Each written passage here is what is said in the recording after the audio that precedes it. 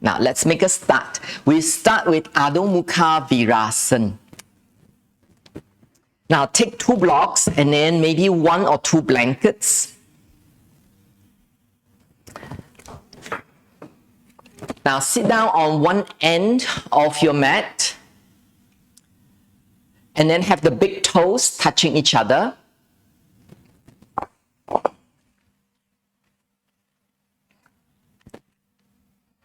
The big toes should be gently touching each other. So you will have this direction, which is straight, instead of some people do it this way. Can you see the heel is out? Try not to take the heel out. Try to make it straight. So in fact, your heel and your sit bone is almost sitting on each other, if you can, in Adho Mukha Svanasana. So today, if you can, this is not the focus of today, but if you can, your outer ankle here suck in, so you can sit on your heel. Okay, then we take 2 blocks, blade shape, second height, blade shape, put it in front of you. Then we will have something for the head, the forehead. This is one folded out from A4 size. Then the long end, you fold again. Then you put it vertically like this. So I can rest my forehead here. Now in Adho Mukha Svanasana, we have already learned this. I want you to try. Can you see my lower back, especially my spine, is now relaxed? If I pull my thigh bones in, I can lift. See? So the spine lengthens. So the thigh bone pull in. So when we go horizontal, a lot of the times teachers tell us to roll your sacrum back and down. It's not just the sacrum. Yes, the sacrum is going back and down, but it's also the thigh bone keep pushing back. The thigh bone keep pull in so that your spine can lengthen. Okay, so now let's try this together. We have our hands in front of your knees. Now pull the thigh bones in. As you pull the thigh bones in, there is a slight rotation of the pelvis. This one we have already done in Uttanasana. When you pull your thigh bones in, there is a slight rotation of the pelvis. And then maintaining that, keep pushing back, keep pulling that in, walk your hands, and then place your palm onto your block, and then walk your block, and then go as far as you can. Go as far as you can, and then rest your forehead on your blanket. Now, don't go down first, come up, come up. So this is the basic structure. Today, I want to add in the arms because we are going to do inversion. I want to give you a little bit more flavor into the inversion with the arm action as well. Now, when we raise our arms up, this is a separation point. It's actually under your armpit, at the bottom end of your armpit. When we are extending the arm, when you come down here, when you extend the arm, I want you to focus on also on this separation point at the bottom end of your armpit. You lengthen from this separation point to your fingers. And then at the same time, you are pushing from the separation point towards your buttock. And then your thigh bone go in, you're pulling yourself back. So, excuse me, in effect, you are lengthening yourself in 2 directions. One going towards the finger, one going towards the buttock. Understand? Now let's do together. Now have your palms in front of your knees. Pull the thigh bones in. Pull. As you pull the thigh bones in, lower back lengthens. There's a slight tilt of your buttock. Now maintaining this thigh bone in, walk your hands and then extend the arms. Walk your block so far until this is your maximum. Then now rest your forehead. As you rest your forehead, extend the arm straight, roll the outer armpit towards the floor, and then now from the separation point, under your armpit, extend towards the fingers at the same time From the separation point, extend towards the hip. As you extend from the separation point towards the hip, you also pull your thigh bones back and inside of your pelvis. Stay here. Stay here. Breathe. This is the active pose. I want you to keep actively working on this. Now keep pulling the thigh bones into your hip socket and then push your sacrum back and down. And then now keep extending your arms. Arms straight. You need to some force pressing into your palm, slight force pressing into the palm, and at the same time you resist that with rolling of the outer armpit. Press the palm down, roll the outer armpit down. And then now from your separation point, extend towards the fingers and at the same time extend towards the buttock. Feel that extension. The full extension. Now look up and then walk your hands back. Rest for a while and then we go second time. As I mentioned to you before, it's always good to repeat so that you imprint the same kind of experience into your body. Then you are able to replicate the same experience the next time. Now, palm in front of your knees. Pull the thigh bone back and in. Pull the thigh bone. And then lengthen the spine. Walk your hands. Come down. Press the palm down into the block. And then roll the outer armpit down towards the floor. Arms straight. Rest your forehead. Now keep the thigh bone in and then roll the sacrum back and down.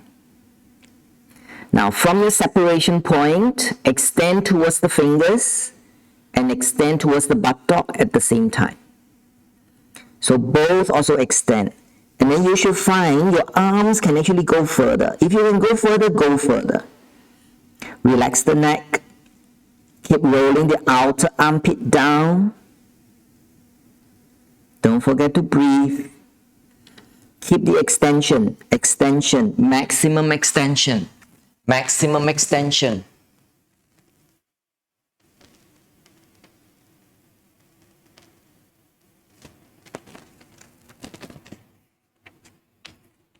Active pose. Pull the thigh bone in. Thigh bone not enough. Some of you, your buttock is slightly up. So you need to keep your thigh bone back. Pull it in. Pull it in. Use a thigh bone to help you.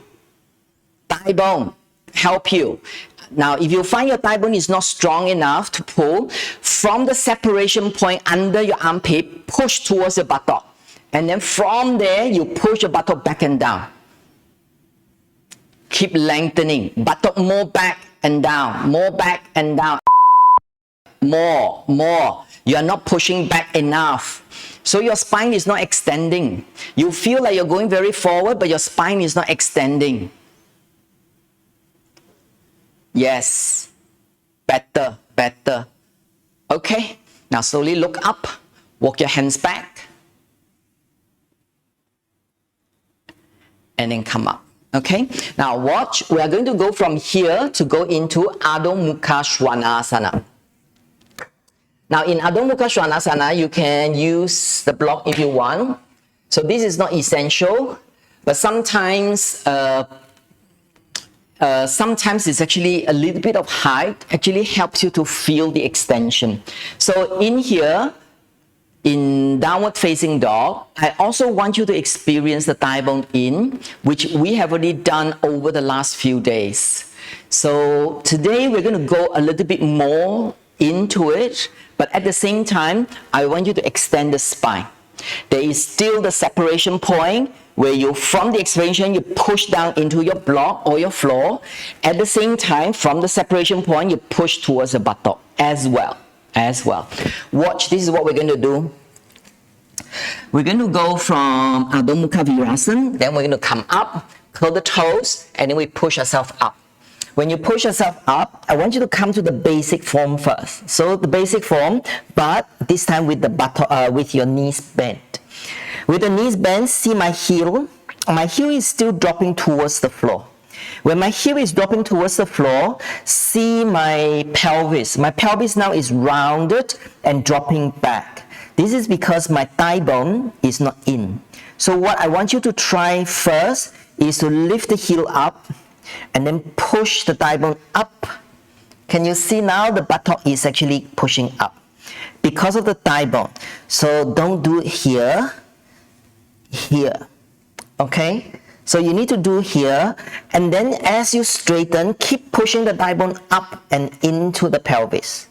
Now from here, you need to maintain the compactness of the hip. You are resisting your knee, resisting your heel coming down with the thigh bone going up. So the thigh bone still going up, you resist that. So you are going down, but you are resisting going up. Going down, you resist going up. So your hip is always compact. Once you prepare your legs, now see my shoulder. Not here, here. So when you are here, the separation point is pushed down towards my palm. And from the separation point, I'm pushing towards the buttock. So there is a full extension of the spine, and then compact hip. Okay? Now let's try. Do you understand? I hope you understand. Now let's do. Come to Adho Mukha Svanasana. Adho Mukha Svanasana. Now imprint the memory into your body now. There is very similar technique, but we actually change the shape of the pose. It becomes different. So from Adho Mukha Svanasana, thigh bone in, push the buttock back. Now from the separation point, extend the arm and then push towards the buttock. Have the full extension. Now come up to all fours. Come up to all fours. Curl the toes in. Curl the toes in. And then now push yourself up and come to a basic shape with bent legs. Basic shape with bent legs. Now, your heel doesn't drop down. Pull the heel up and then push the thigh bone up. As you push the thigh bone up, there is a slight tilting of the buttock. Now maintaining the thigh bone into the hip. Now push it in more by straightening the legs. Straighten the legs by push the thigh bone up and into your hip even more. Straighten, straighten. Yes. Now I want you to maintain the straight legs. You are resisting your heel coming down by pulling the thigh bone up. So keep pulling the thigh bone up very, very slowly. Roll the heel out and down, but keeping the thigh bone into the hip. Slowly roll the heel down, slow, slow, but keep the thigh bone in. Keep pulling the thigh bone up. So there is a resistance from the opposite direction until your heel can come down to the floor. Now keep the compact hip. Now focusing on the extension of the spine.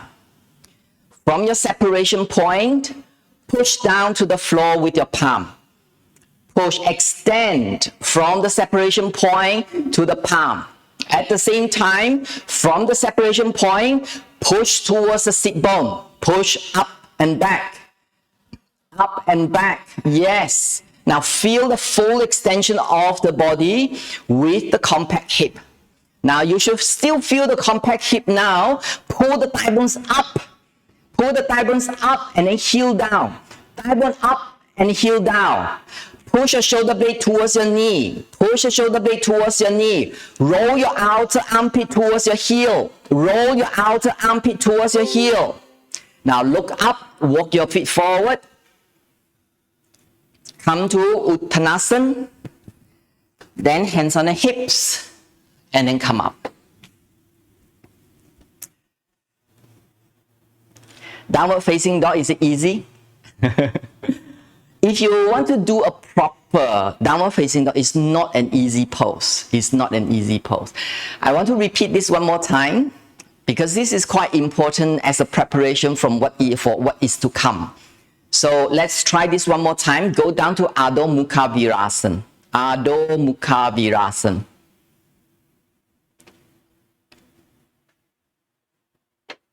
Suck in your outer ankle in. You are more or less sitting on your heel. Adho Mukha Svanasana. Go down first. Be patient.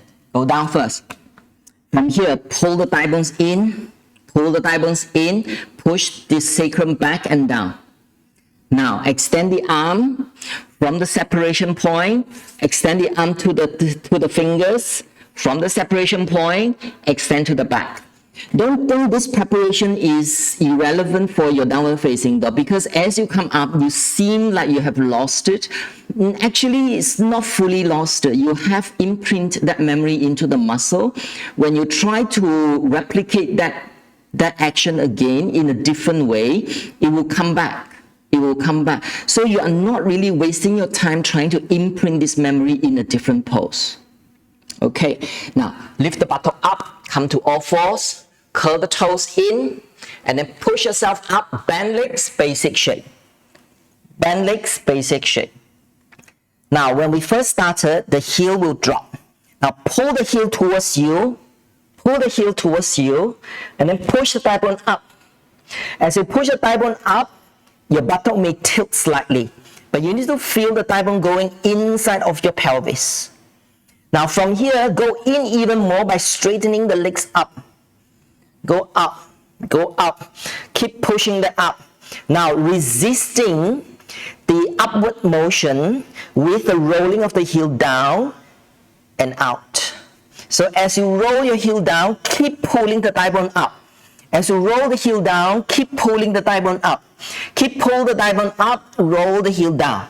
Down, down, down. Maintain. Once the heel is down, keep pulling the thigh bone up into the buttock. And then now extension of the spine, push into the palm. From the separation point, push towards your palm. From the separation point, push towards the buttock, up and back. Now push your shoulder blade towards your knee, and then roll your outer armpit towards your heel. Relax the neck. Feel the full extension. Feel the full extension. I know it's hard. Keep doing it. Now thigh bone up and in. Extension of the spine from the separation point in two directions. And then come down, Adho Mukha Svanasana, and rest.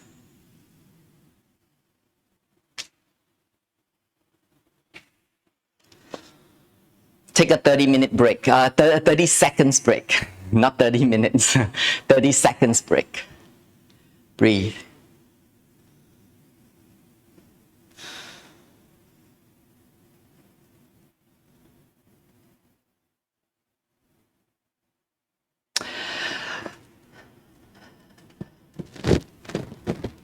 Okay, when you're ready, slowly come up. We are going to do Sirsasana II. Yesterday, we learned how to do Sirsasana I, lying down, lying flat, horizontal. Now today, we're going to do Sirsasana II. Sirsasana II is like this one. So we're going to learn this lying down on the floor first, lying down on the floor. Now, for the pelvis action, the spine action, and the thigh action, we already learned this for 3 days. So today, it will be relatively easy for you. I will repeat this, but at the same time, I'm going to add on how the arms work, the basic ones. I'm not going to talk in detail because that's not the main focus of these intensive classes, but you need that in order to do the Sirsasana II properly. Okay, now same thing, 2 blocks and 2 blankets.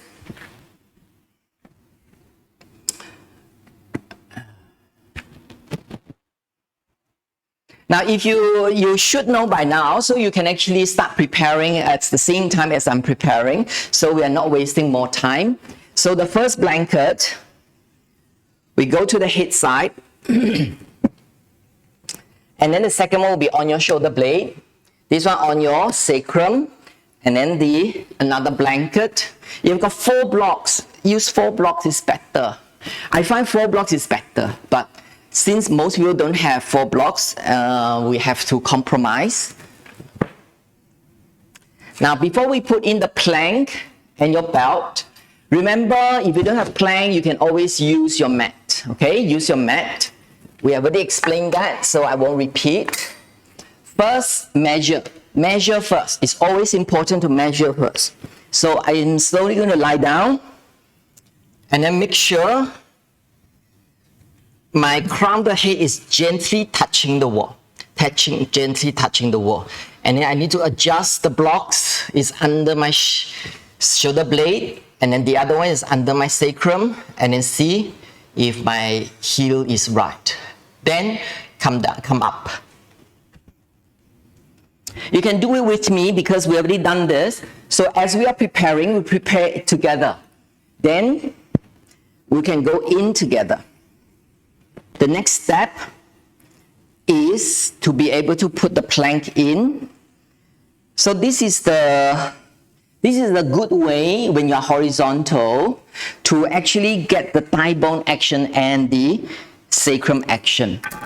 Okay, I'm going to put the plank in.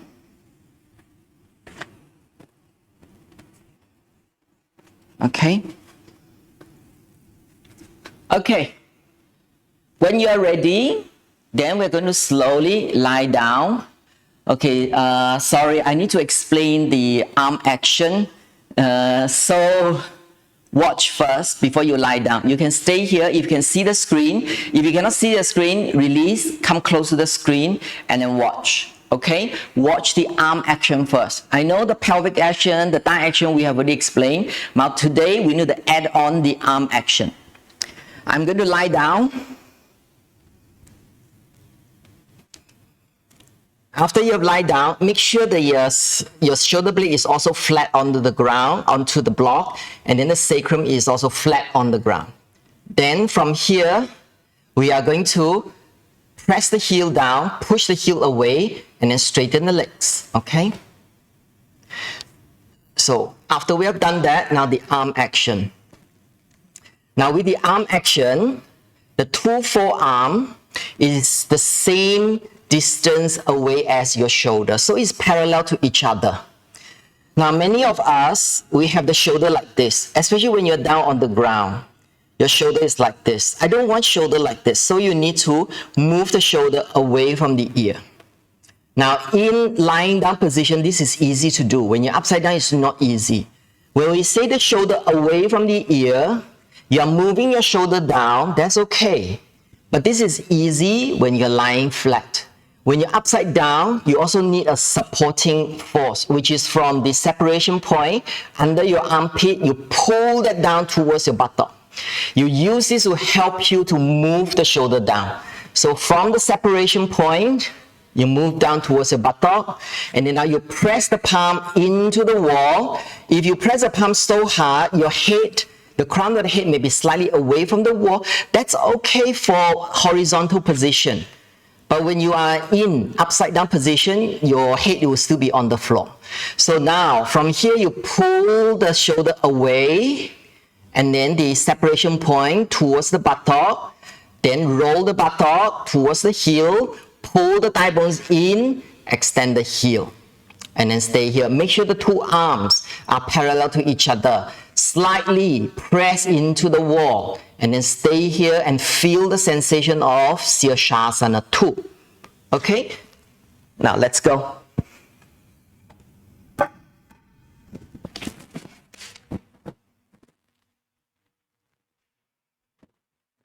Now after you have measured, first you need to measure where the position should be, the position of the blocks, position of your blankets. Once your position of the blocks and blankets is correct, then you need to bind the belt around your sacrum, closer to the tailbone side. And then bind that towards the heel. Then put a mat or a plank on your top thigh. Not middle thigh, top thigh. Yes.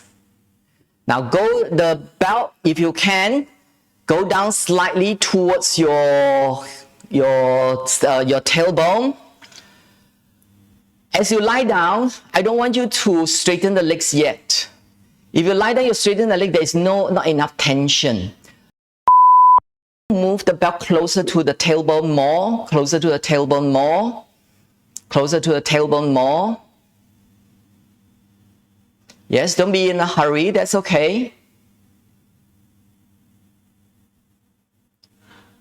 Now, those of you who are not ready, take your time, but other people, there are quite a few people already ready. So now, slowly roll the sacrum, push the heel away from you and pull the thigh bones in.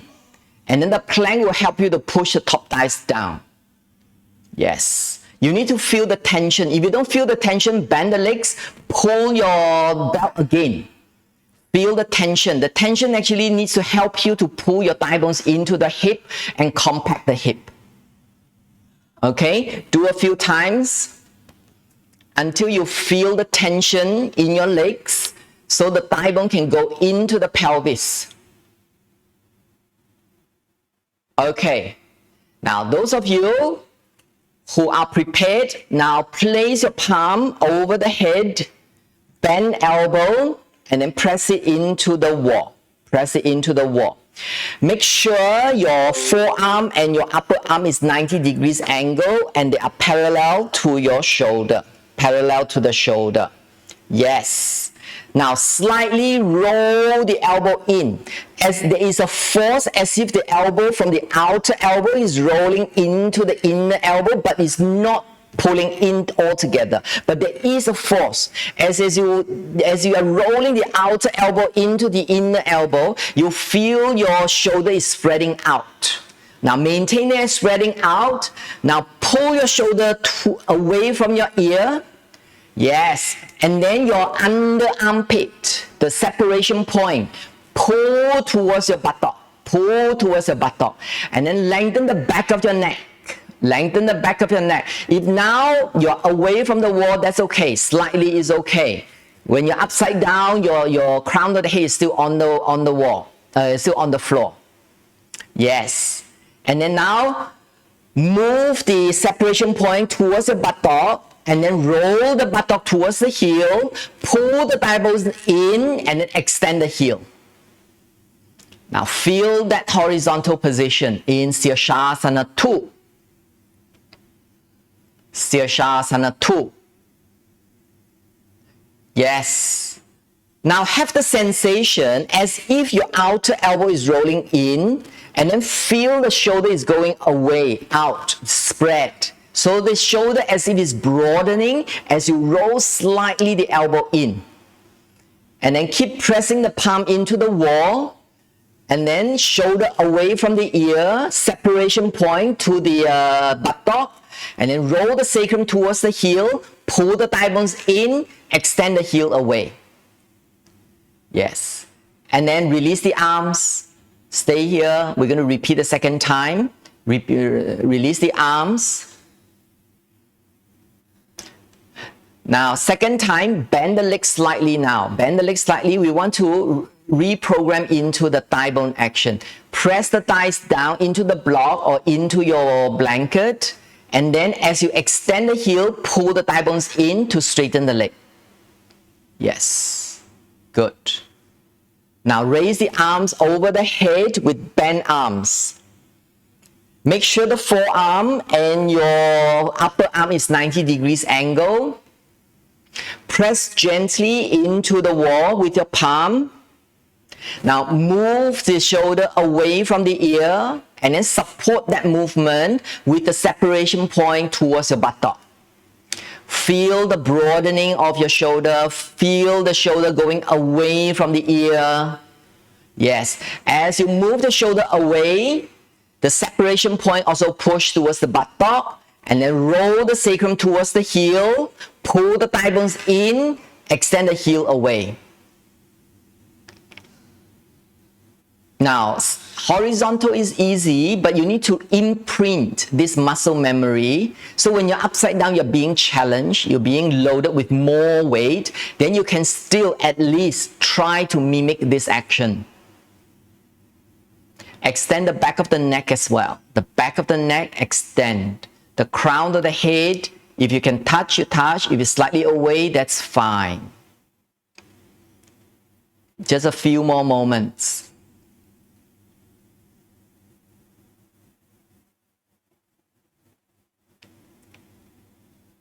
Okay, now slowly release the arms and then bend the legs and then release the belt.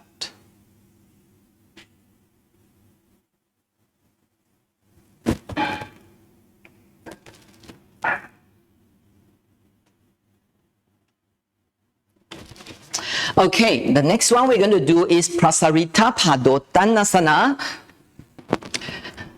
I want you to watch first. Okay, now Prasarita Padottanasana is wide-legged forward bend.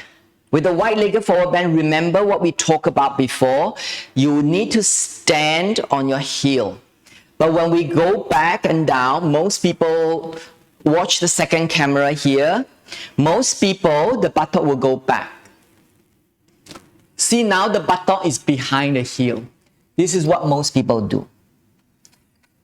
And when you are doing this action, the thigh bone up, not so easy. And also there is not enough extension on the back leg, on your hamstring. So as we lean forward and down, you can start with the buttock slightly behind your heel. As you come down, you need to move the body weight onto the front of the foot. Then you need to pull the thigh bones up until your buttock is in line with the heel. Can you see? So not here, here. When you are in a perpendicular manner, the thigh bone can go up much easier, and then you can lift the sit bone up. Okay? Now we're going to still use the belt as we did before. Watch first, because I'm explaining from the bottom up. So take the heel out, toes in. So you are pushing your outer heel away, pushing the inner thigh away, pushing the inner shin away. So having this, it spreads your sacrum, spreads this. As we lean forward and down, your buttock will go back. That's okay. After you have come down, you can now move the body weight slightly forward. Okay? Before you rest your crown of the head down. Now, I'm going to show you with this one, whether your crown of the head is directly on the floor or not is not so important. But in order to calm the mind, it's better to have a very thin layer on the ground. Now, of course, later I'm going to show you if you are not flexible enough, you cannot reach the floor, what are you going to do? So we're going to have different ways to adapt to that. But for those of you who can, this is what we're going to do. And then watch the shoulder action now. After you come down here, you need to be able to just place the crown of the head down. Okay?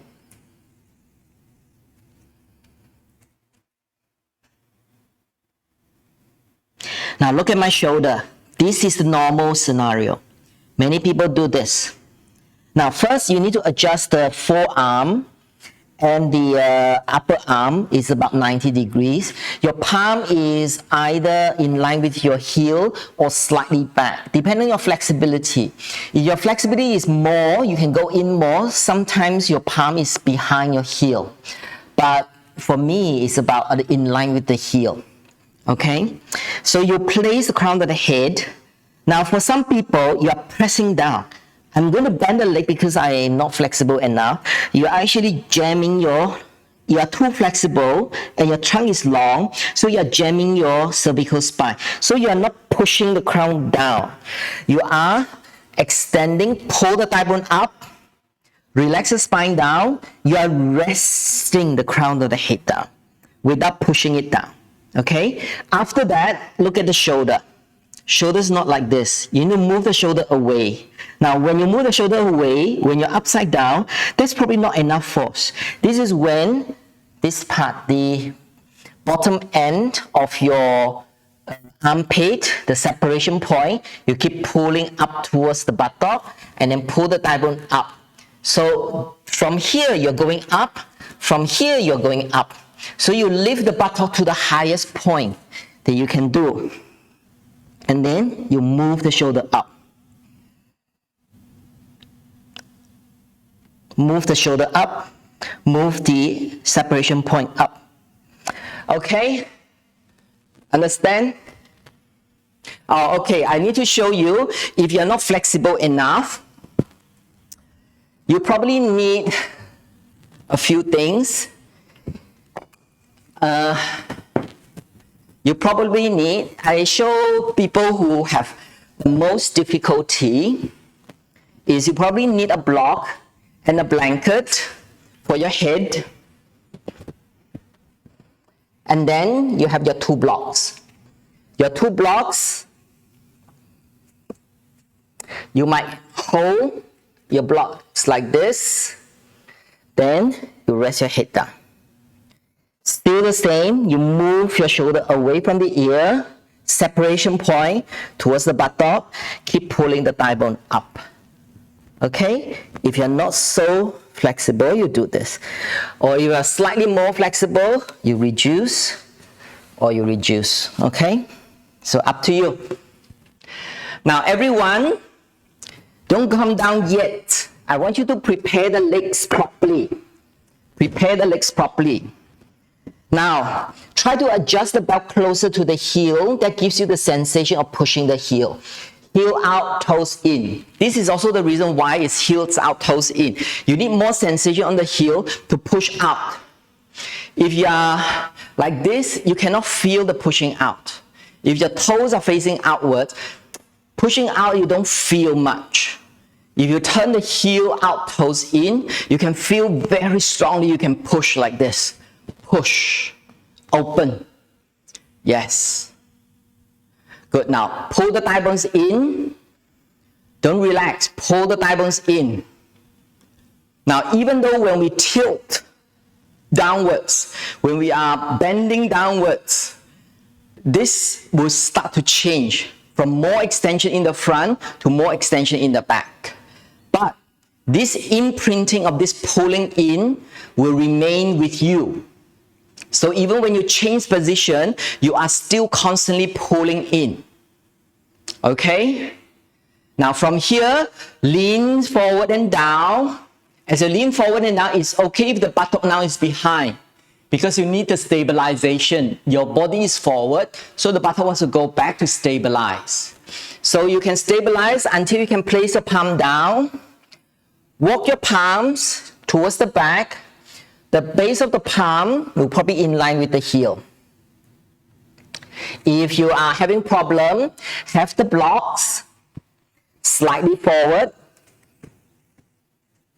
and then place your palm onto the block like this. Okay? Otherwise, go back. Now, move the body weight forward to the front of the foot so your buttock is on top of your heel. And then pull the thigh bones up and into the hip. As you pull it up and into the hip, there is a slight rotation of the pelvis forward. Now maintaining this, keep pulling the thigh bone in, relax the spine down. Relax the spine down, and then very gently rest the crown of the head down into the floor. Now, roll the outer elbow in slightly, broaden your shoulder.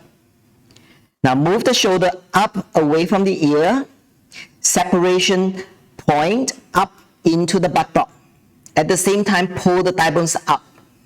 As you pull the thigh bones up, relax the spine down, place the crown of the head down.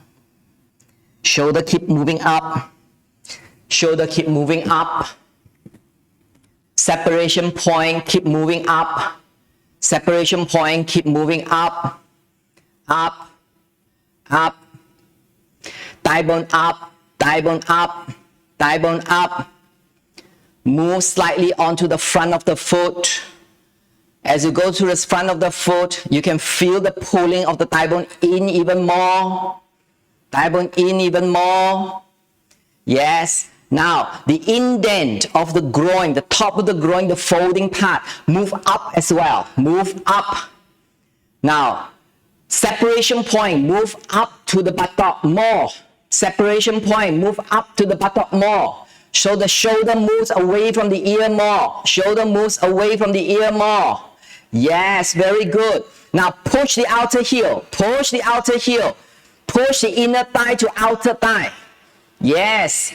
Broaden, broaden, so you can lift up more. Broaden and lift up more. Broaden and lift up more. Yes, shoulder up, shoulder up, shoulder away from the floor, shoulder away from the floor. Separation point, push towards the buttock, push towards the buttock. Yes, very good. Now, too much weight on your head, too much weight on your head. Shorten your distance of the feet. Shorten the distance of your feet. You have too much weight on your head. Your head should only placing down. You're not pressing your head down. Placing down, not pressing. Now everyone, slowly look up, hands on the hips, and then inhale, come up. Very good. Did you feel that? Prasarita Padottanasana. It's a lot of work. It's a lot of work. There's a lot of lifting up. There's a lot of lifting up from the thigh bone. And look from here, from your armpit to here, is lifting up, so you create a space, creates a space. Now, I'm going to do one more time, but not staying so long this time. Because the first time, I want to correct the different parts of you, so that you actually get that imprinted. But the second time, we can go a bit shorter time. I don't want to tire you, so you don't have enough strength at the end. So we will still do the second time faster. But now, I want you to focus more whether you can keep lifting up, keep moving the shoulder away, and just very gently placing the head. You might, because there is a belt, afterwards, if you are pressing too much on your head, you can shorten the distance, but don't adjust your belt. That's okay. And then just use your raw strength. Your belt will not be tight enough. So you don't rely on the belt anymore by shortening.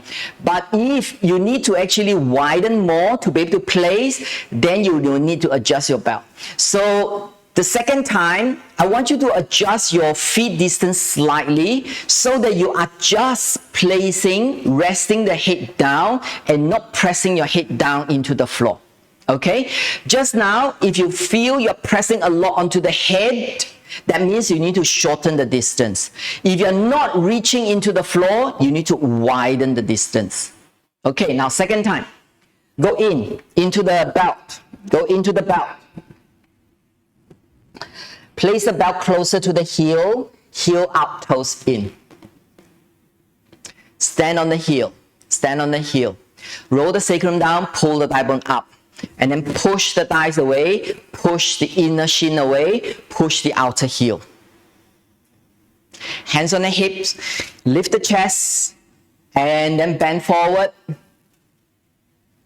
Hands down, place a hand, the palm in line with the heel. Now from here, work the leg first. Pull the thigh bones up, sit bone up, and then rest the crown of the head.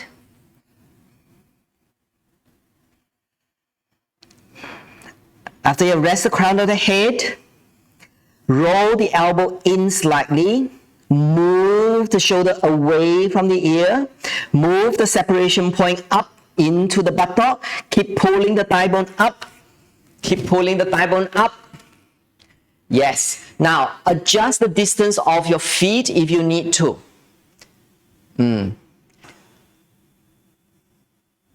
Okay. Look up, hands on the hips, and then come up. Good. Okay. Now, we're going to do Sirsasana II, using the wall to help us to align ourselves.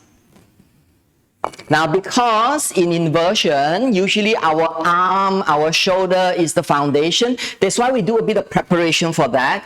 So you can have a good foundation, then you work on the thigh, work on the legs, work on your pelvis, work on the spine extension. Now, with a lot of headstand, we feel a bit heavy on the head, so you can always have a long strip.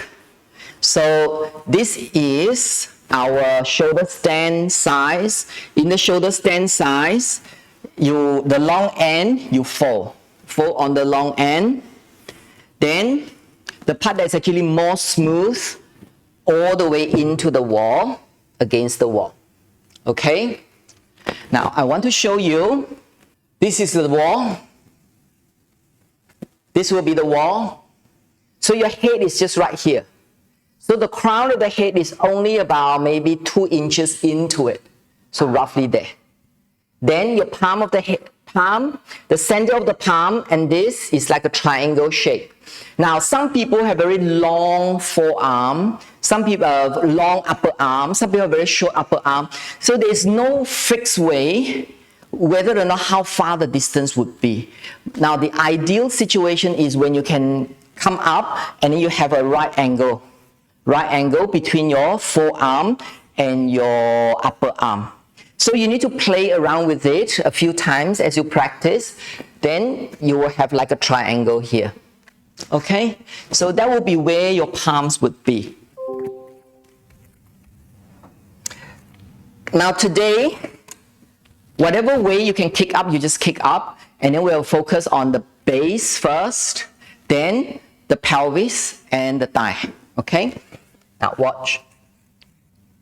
So you come up, you place your head.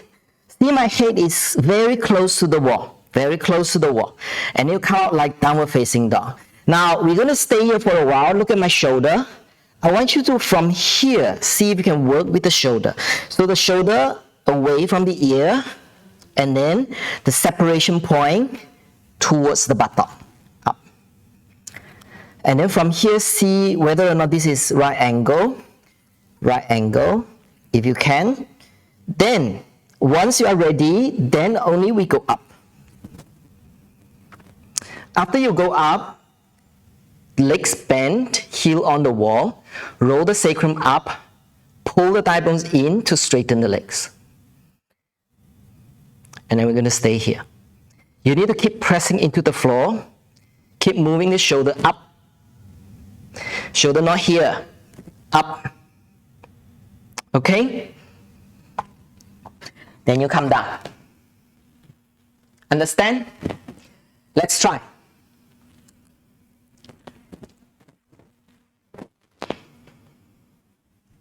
Now we're going to do in 2 stages. If you are menstruating, do the horizontal version. We have done the horizontal version just now, right? So do the horizontal version if you are menstruating. If you're not menstruating, then you can try. Now the head go close, lengthen the back of the neck. You should be resting on the crown of the head instead of the forehead. Go to the crown of the head. Now don't kick up. I want you to come down to downward facing dog and then walk in as much as possible first. Okay. Now those who are ready, walk in as much as possible. Your upper part of your back will be on the wall. Now from here, work your foundation. Roll your elbow in, broaden the shoulder. Now move the shoulder away from the floor, move the separation point towards the buttock, and then even in this position, pull the thigh bone in. Even in this position, pull the thigh bone in, heel up. Now once you feel that, slowly, one leg at a time, go up. Go up if you can. If you can't, stay in like a downward facing dog position. Now, your arms position is not proper. You need to move your palm away from the wall more.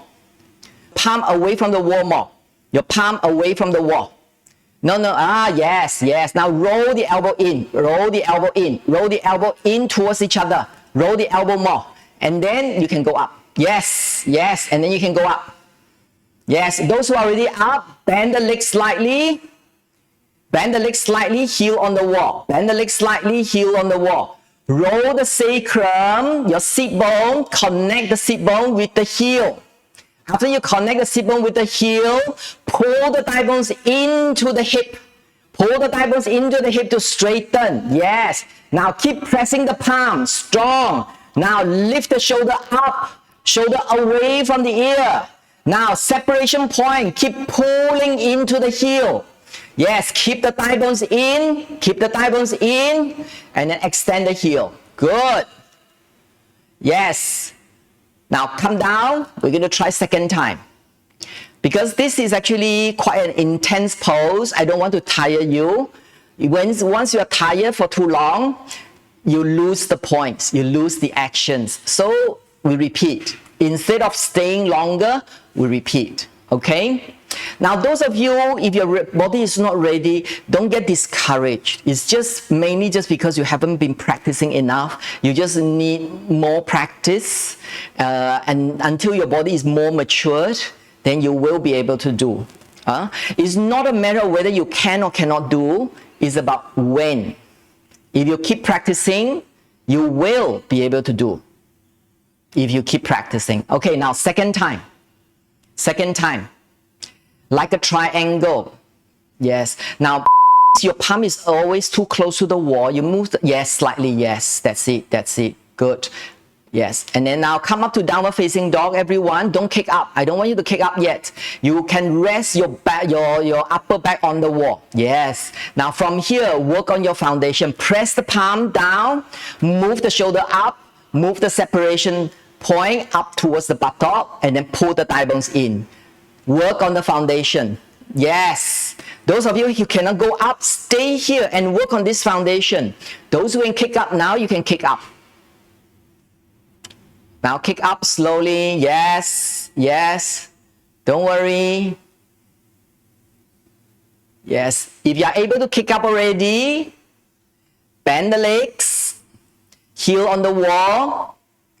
Connect the sit bone with the heel, push the sit bone towards the heel, as if you're pressing the heel with your sit bone, and then pull the thigh bones in, pull the thigh bones in, feel the lower back is close to the wall rather than away from the wall. Yes, now you're in one straight line, use the wall to advise you. Now roll your elbows in, broaden your shoulder, now lift the shoulder up, shoulder away from the floor, and then move the separation point towards the buttock, towards the heel. Press the palm, move the separation point up, move the separation point up, press the palm. Now roll the elbow in more. Roll the elbows in more, yes. Elbows in more, yes, yes. Stronger arms, press a stronger arm so that the separation point can move up to the heel. Yes, and slowly come down.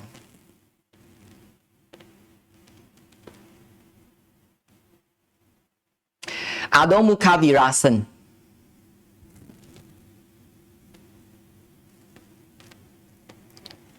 Adho Mukha Svanasana.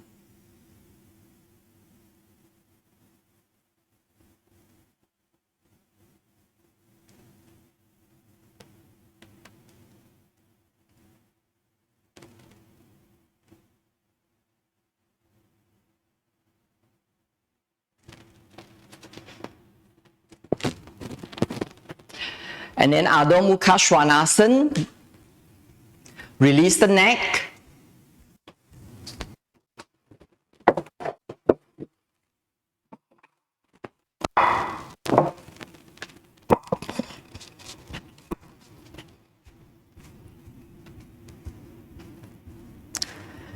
And then look up and then walk your feet forward. Uttanasana.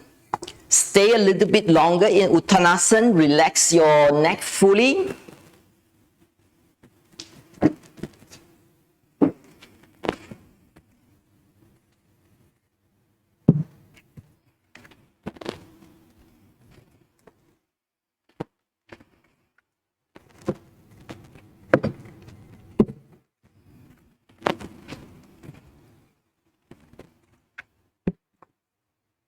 And then slowly come up.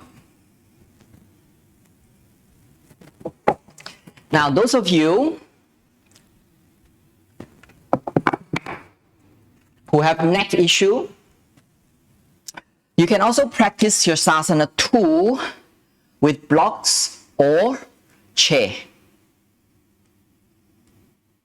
Now, how high this is, depending on how long your neck and shoulder is. So this one, you need to actually put in your head and then rest your shoulder. See, this one is actually too short for me. My shoulder, I'll be compressing my neck if this is the height. So I actually need about 8 blocks, 4 on each side. Okay? Then you see my head. Can you see my head is very light? Okay? Then you can go up from here. You still need to work. You don't sink down. If I sink down, I'm still compressing a little bit on my neck. You still need to move my shoulder away. Okay, now my head is away from the floor because I'm using my arm strength. So you can work on this way. Bend the legs, roll the sacrum, pull the thigh bone in, extend the heel. Okay? Another way to work with this is using 2 chairs. 2 chairs resting on your shoulder. Then your neck is totally relaxed. This one, you should work on your arm strength. You use your arm strength to compensate for your weak neck. Okay? This is just for your information, for people who have neck issue. You can still practice Sirsasana II. That's the way that you practice. Okay. Now we progress. Now let's do Sirsasana I, the way that we've done just yesterday. Okay? So you can use the main practice or the easier version, whichever that is, you do.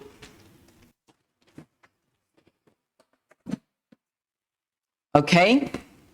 Now, if you can jump up with a block here and then binding this, some people are not able to jump up, I know, because it needs a bit of core strength.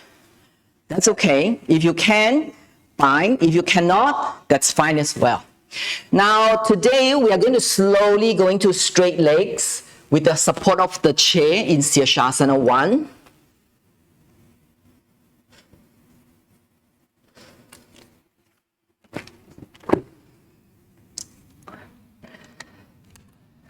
You see, when we are standing up, when we stand up, we don't stand like this. We don't stand like this.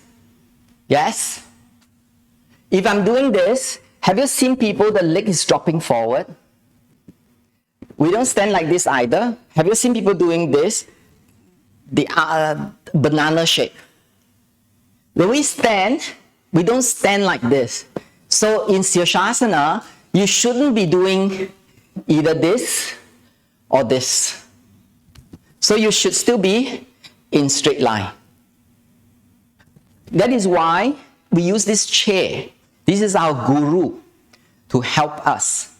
Okay? Okay, I will show you one more time, just in case you haven't got it. Now, the distance here is something you have to play with. I can't really give you any guidance because many yoga chair, the measurement is slightly different.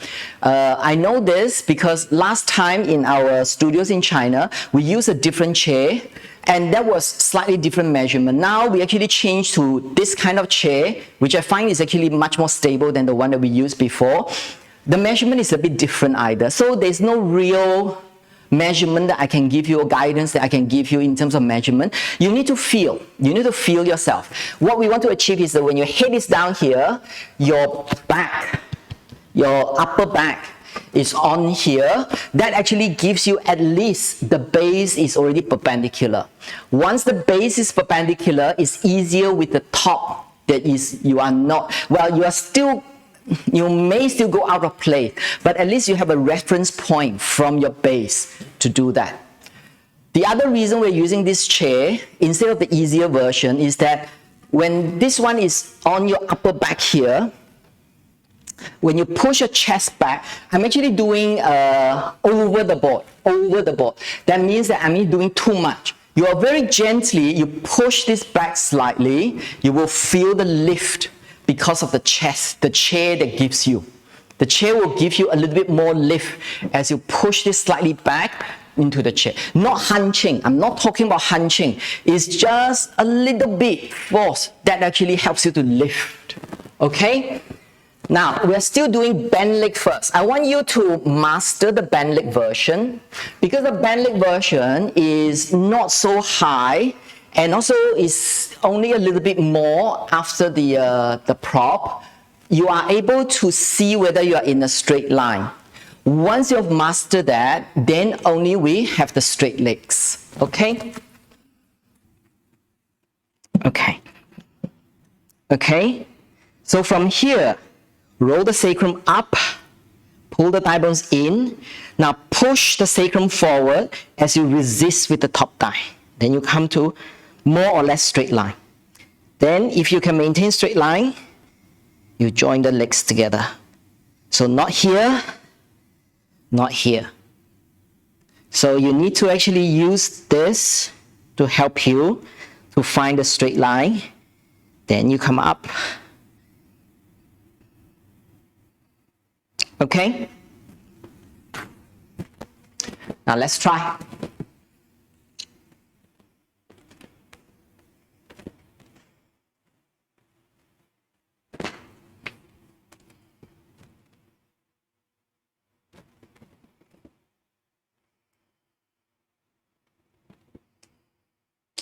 Now, if you're still having difficulty with this main setup, you can always go to the easier version. You can try the easier version.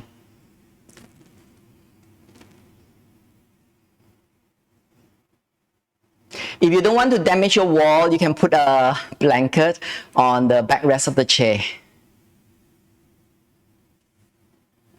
Okay, when you're ready, kick up, bend legs. I want bend legs first. Bend legs first. Tiptoe and bend legs. You're too far away from the chair is not giving you support.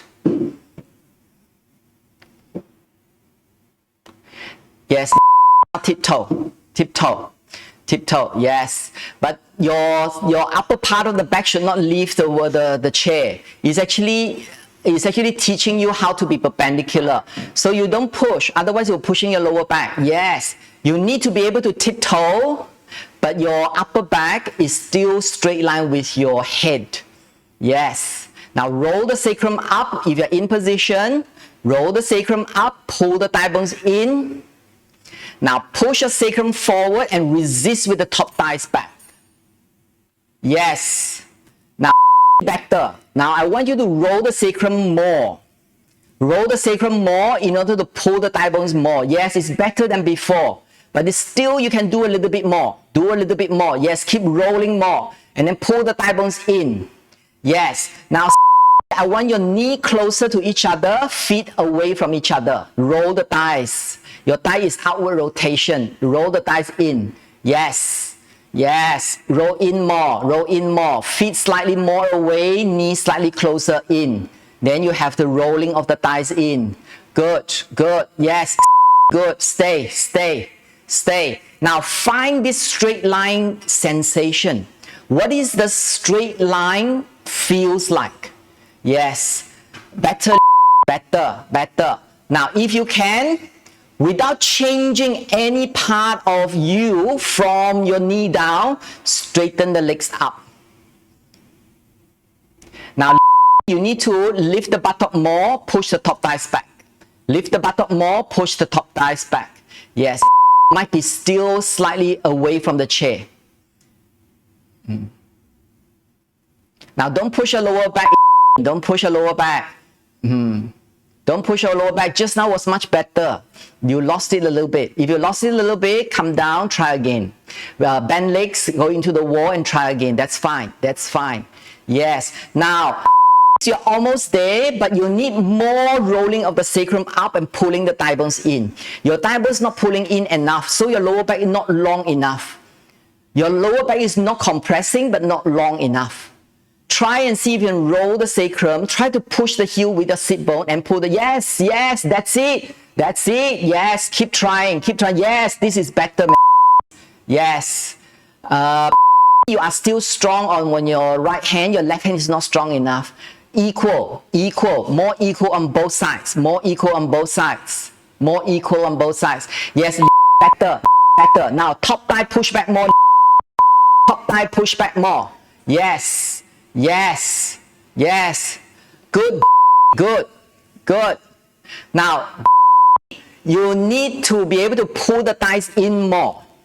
Your thighs not in enough. Pull the thigh bones in more. When you pull the thigh bones in, feel the lower back lengthens even more than now. Yes. Okay. Good. Now, when you are ready to come down, slowly come down. Better. I think you all have improved a lot. Adho Mukha Svanasana.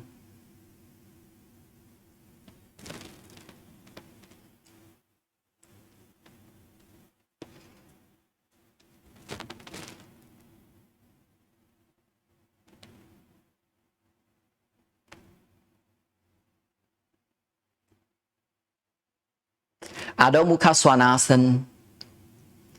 Relax the neck. Let the neck hang.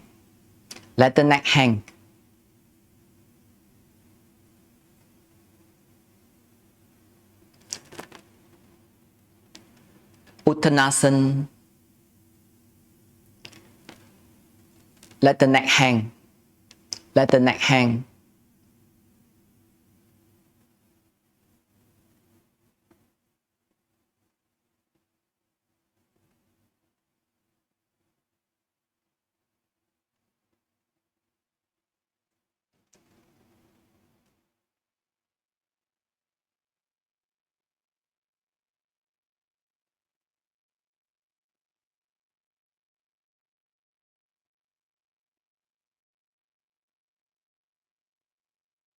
Okay, now slowly come up.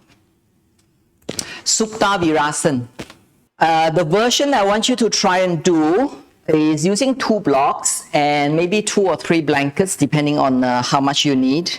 So, watch. Now, anyone who have got knee uncomfortable, you can, if your knee is uncomfortable because you don't have enough space in your knee. Now, after these few days, even though we talk about compactness of the hip, actually the knee opens up. When you pull this thigh bone in, you roll it, the knee actually separates. The knee actually becomes more and more space. You actually may feel your knee is not as bad as before. So it will be an improvement. But nevertheless, if you have knee is not comfortable in Virasana, you can always put a belt. And then when you do this way, it helps to open up the space. If you are not if you're uncomfortable. But if you are just being stiff, you may have ankle stiffness, your knee stiffness, your joints, your hip joint stiffness. You're not able to do, then we'll see. If you've got 2 bolsters, you can still do. If you don't have 2 bolsters, then you just do Supta Baddha Kon for now. Okay? Now I want to show you the version, the main one that we want to do first. We're going to use 2 blocks. Now usually we go in with the 2 blocks. We put it flat and your sacrum is here. But today, I want you to put it this way. So it's horizontal, but it's a blade shape, the second height. This is for your sacrum. This is for your thoracic spine. And then that's for your head. Because this one is higher, usually you need about 2 or 3 blankets for the head. Okay? Then we have a bolster. Then we have this. Now, I'm going to sit down like this. So this block is going to go in between my sacrum. So you are going to roll and then come down into my sacrum. And then, if you see here, a lot of people do it this way. Can you see my inner knee is dropping down? you should actually try to roll this out a little bit so the inner knee doesn't drop down as much. Then we try to put a belt in the middle of the thigh, but I don't want you to go so close to each other. Many people don't feel comfortable here. Just about you can parallel with your hip joint. The knee and the hip joint is parallel. So don't go so close. It's difficult, especially if you are very tight. If you are very flexible, I don't care. So you should be able to do that. But if you are very tight, give yourself a bit room in between. And then we're going to lie down. Okay? Roll the sacrum away. Now, I'm very tight hips, so my knee will pop up first. That's okay. Then you need to lie the sacrum flat. Then the second block is on my thoracic spine. Then I adjust the head, support. Now from here, keep pulling the thigh bones in and then extend. Extend from the groin to the knee, but not just going like this. When you're going like this, look at my lower back. It will start to compress. So I need to keep this long by rolling the sacrum and pulling the thigh bones in. When I'm maintaining that, I try to extend from the top groin to the knee without compromising my lower back.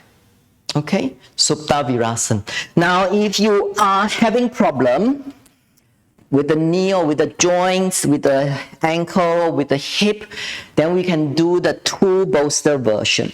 Looks like this. You have one bolster, and then you have one or two blocks here, and then you have another bolster like this. Then you have a blanket for your head. So you will be sitting down on the bolster, and then the second bolster close to your sacrum. You press this in so the sacrum is actually flat against the slope. Keep rolling, supporting the whole spine from the sacrum onwards, and then you come down. Keep rolling. Okay? See how this is long. Even though there is a slight curvature because of the setup, you are still long lower back. Long lower back. And then you pull the thigh bones in, roll the sacrum, same thing, then only you extend from the top groin to the knee. You would also use the belt, like what we showed just now, into the middle of the thigh. Okay? You will also do this. Okay? Now let's do. Now if you are not able to do either of this, then you just lie down, Supta Padottanasana.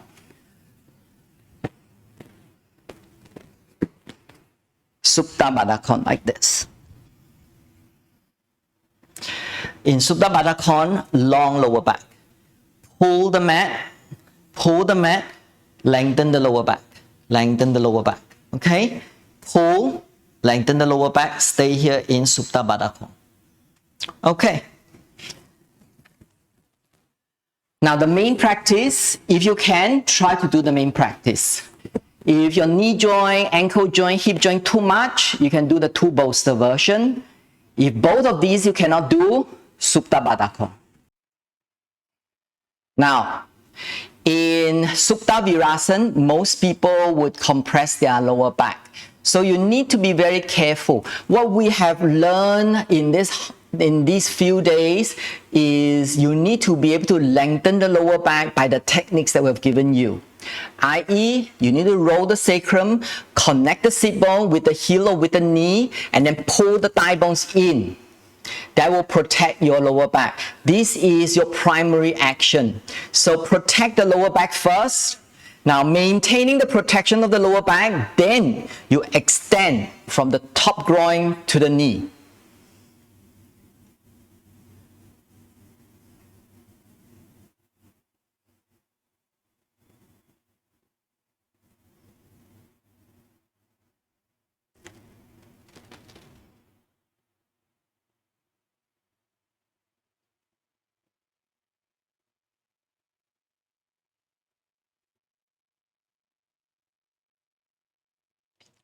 Whichever version of the Supta Virasana that you are doing, you need to lengthen the lower back. Lengthen the lower back.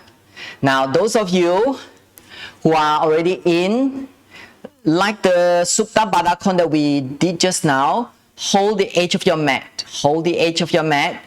Pull the edge of the mat and then lengthen from the separation point towards your buttock and then lengthen the lower back. Pull. Actually, it's push. Sorry. It's push the mat towards your knee side. Push. Lengthen from the separation point to the buttock. Roll the sacrum. Lengthen the lower back. Lengthen the lower back. Yes. Now use about 30 to 50% of the strength and stay here. Stay here. Keep your lower back long. Keep the lower back long. As you maintain the lower back long, just to the extent your body allows you, extend the quadricep, extend the front thigh. But don't extend the front thigh at the expense of your lower back. You need to first keep the lower back long, then you extend the quadricep, extend the front thigh. Many people complain about back problem in this pose because they are sacrificing the lower back at the extent of extending the front thigh. So don't do that. Stay here for another minute or so.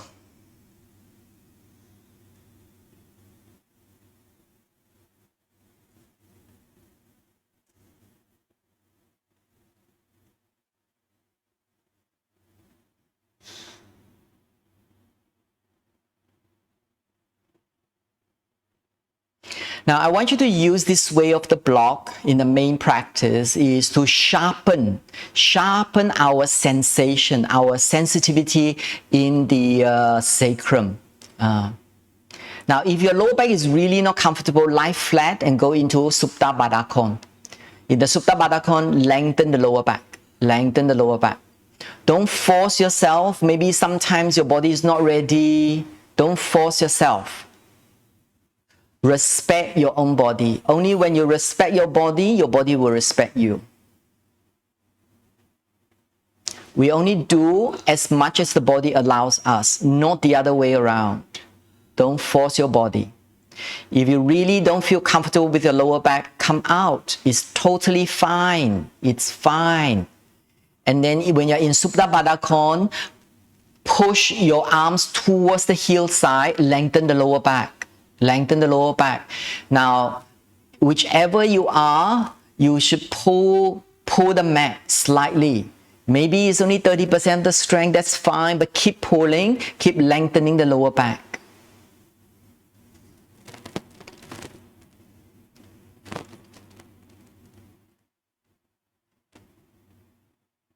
Last 10 seconds.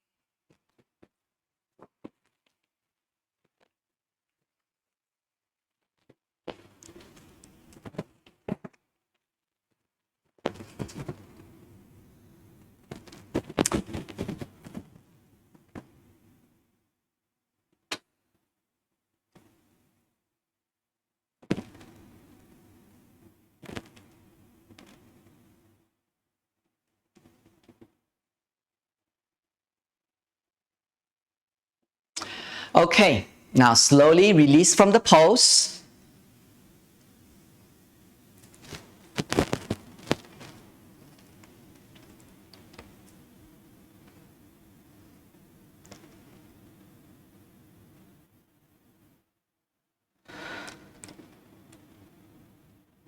Okay, now the next one we want to do is Viparita Dandasana.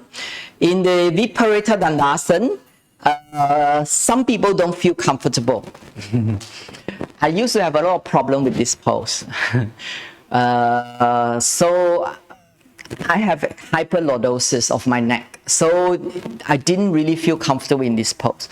Now, if you don't feel comfortable in this pose, you do Setu Bandha Savangasana. I will show you how to do this because we already done this. But Now I want you to keep pulling, lengthen the lower back, pull the thigh bones in. Okay? Now, Setu Bandha Savangasana, one for the legs. If you don't have a second bolster, use plenty of blankets here. Then this one is for the spine. Then if you have an extra blanket, if you already used up all your blankets for the second bolster, instead of the second bolster, then this is not essential. If you do have an extra blanket, place it here. So what we're going to do is very simple. Very simple. This is the alternative. If you have neck issue or something that you cannot do Viparita Dandasana and stay for some time, then you do this, okay? Lie down, friction on the back, and then slowly come down, okay? Now you pull the mat a little bit. Then bend the legs slightly, roll the sacrum, pull the thigh bones in, and then you pull the mat, lift the chest. You stay here, you stay here. This will be a similar effect as the Viparita Dandasana without the straining of the neck, okay? This is an alternative pose. Now we go into the main pose. You need 2 chairs. If you don't have a second chair, use a dining chair for your legs. If you don't have a second chair, use a dining chair for your legs here. This one. This is second chair. This is the first chair. First chair, second chair. First chair needs to be a yoga chair. Second chair, any chair will do. Even stool, just for the feet. Okay? Then, especially your neck is not comfortable, place a bolster here. If you don't have a second mat, take the mat out from below. Take the mat out, it's okay. Take the mat out from below and then roll it. And we're going to place this very, very close to the back. Very as close as you can get. That's for the sacrum. That's for the sacrum. Okay? Now I will show you how we're going to do. You need to keep working on it. I don't want you to sleep in it. You need to work on it. I'm going to sit down from here, cross in. Now I'm going to go in from here. And then the other leg go in. Now you hold your mat so that the mat doesn't roll in and out. You hold it here. Then I'm slowly going to go back a little bit so I can lie the top of my sacrum onto the mat. Then I'm slowly going to come down. After I've come down, you need to make sure you can push your elbow down to make sure the shoulder blade moves towards the buttock side. So this one is the same as Setu Bandha Savangasana. This needs to go back, this needs to go forward. Then once you're ready, you can see if you can rest your head. See, this is where I didn't feel comfortable. You need to rest your head. Okay? Now, you can go in with your hands. Stay here. Then, I want to take the leg up. You can see my legs now. You need to press the heel down. Press the heel down. And then pull the thigh bones in. As you pull the thigh bones in, feel the lengthening of the spine and opening of the chest. You open even more. And then shoulder, roll down. Shoulder open. And then we'll keep working on the legs. Extend the inner leg as well. Stay here. Okay? Viparita Dandasana. Okay? Then as you come down, push yourself up. Okay? Let's do.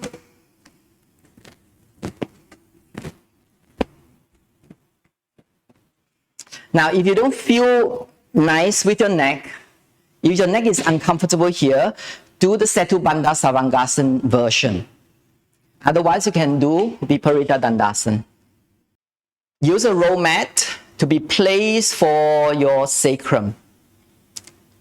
Now, if your neck is not comfortable, you really need some support for the head. Now, for some of you, we have all different proportions of our body.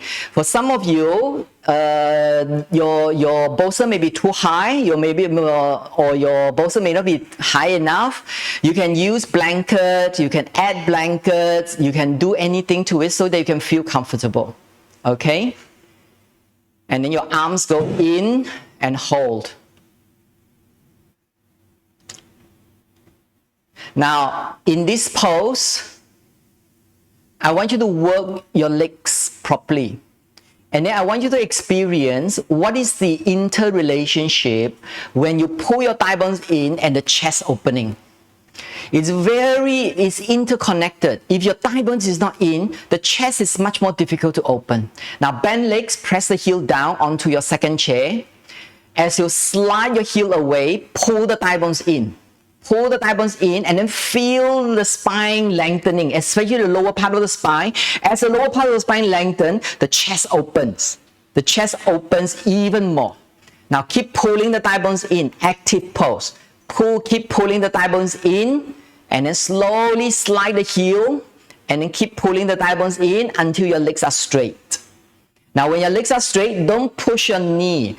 Think about how you press the heel down and how you pull the thigh bones in. Instead of pushing the knee, don't push the knee. It's not about the knee, it's about the heel pushing down, it's about the thigh bone pulling in. Only for your lower half of the body, only focus on this point. How you push the heel down, how you pull the thigh bones in. And the result, the consequence of that is the lengthening of the lower back. When the lower back lengthens, see how much of the chest can open. Yes. Now, if you want to straighten your legs, it's okay. Otherwise, you can rest your legs down if you're up to you. Yes. Now, if your neck is not comfortable, come up. If your bolster is giving you enough support, you can stay there. If your bolster is giving too much support, lower. You can give up your bolster and see whether you are comfortable that way. Now, everyone's body condition is different. I'm only giving you a reference point. So as we practice, you need to see how you adjust the props with or without the props, and then how you can work with it. Now, the key point here is how we support the sacrum keep rolling towards the heel side by use of a mat. That mat helps you to roll your sacrum. Once that is done, we work on the legs, how you press the heel down, not the knee down, heel. Press the heel down, pull the thigh bones in. And how that is interrelated with the lengthening of the spine and opening of the chest. If you don't feel comfortable, come out of the pose anytime you like. Don't force your body. Especially those with lower back issue, this may not be very comfortable. That's fine. And then just sit on your chair. If you're not comfortable, sit on your chair. Move the buttock all the way back and then lean slightly forward so your lower back lengthens. It's not about whether you can or cannot do. Sometimes the body is not matured enough.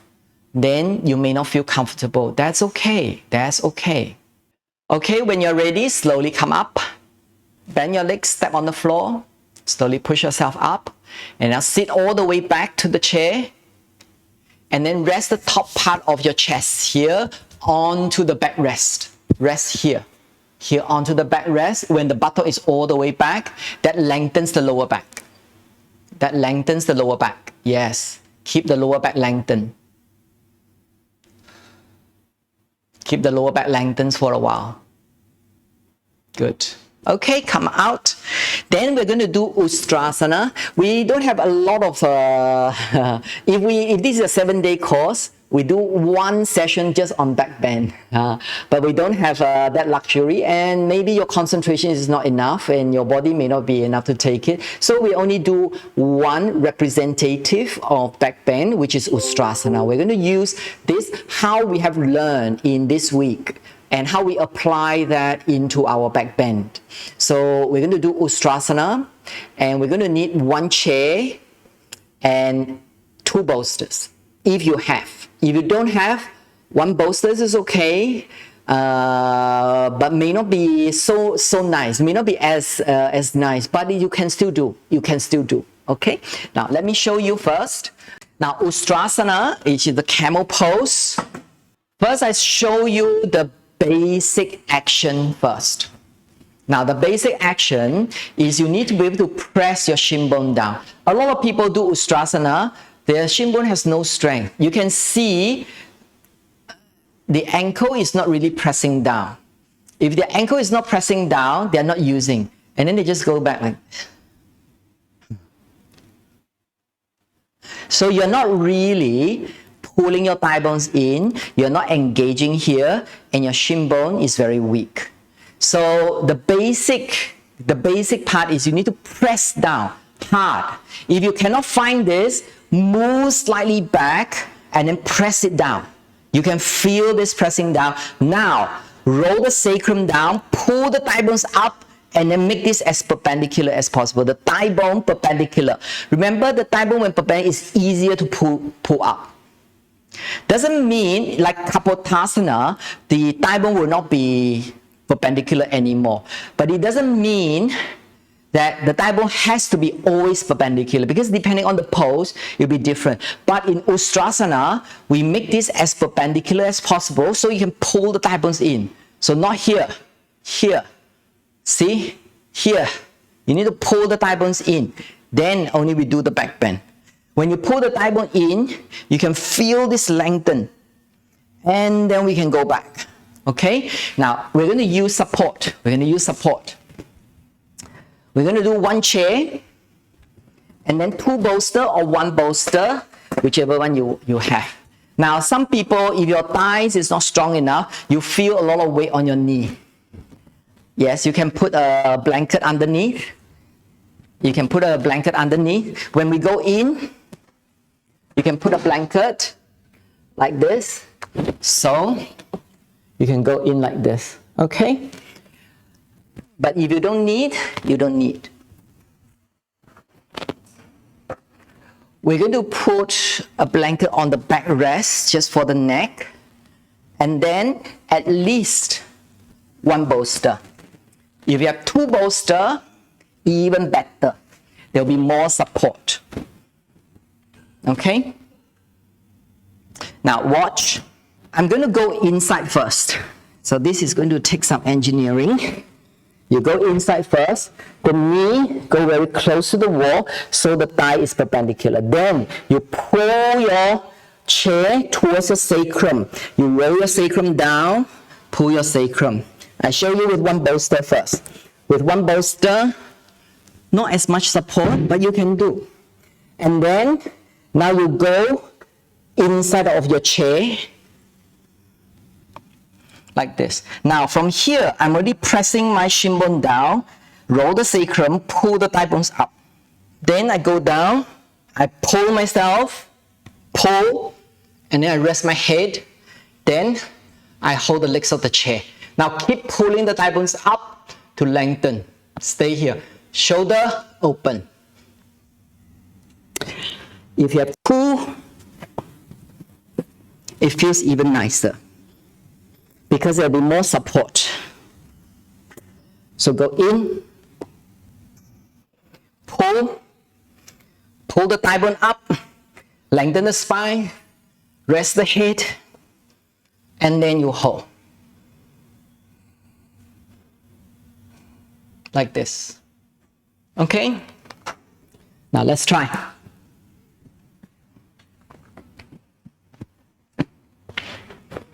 Get your props ready, be prepared, and then we will do it together. If your knee is not comfortable on the floor, you can put a blanket.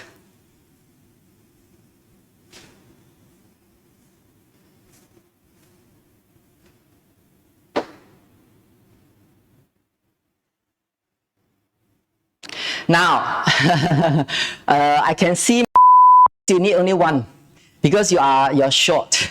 You need one bolster only. Yes. Yes. So if you are short, I think one bolster is enough for you, maybe.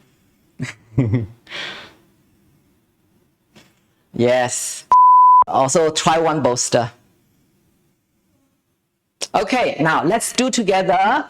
Now climb in, have your knee against the wall, and then the thigh also on the wall. Press your shin bone down. Roll the sacrum down and then pull the chair against you onto your sacrum. So the chair needs to support you with the sacrum down. Sacrum down, thigh bone in. Sacrum down, thigh bone up and in. Yes, from here. Now, place your hand inside of the chair. Now keep pressing the shin bone down. Lift the thigh bone up and in. And then slowly pull yourself down using the legs of the chair, the sides of the chair. And then if you can, hold the sides of the chair, rest your head.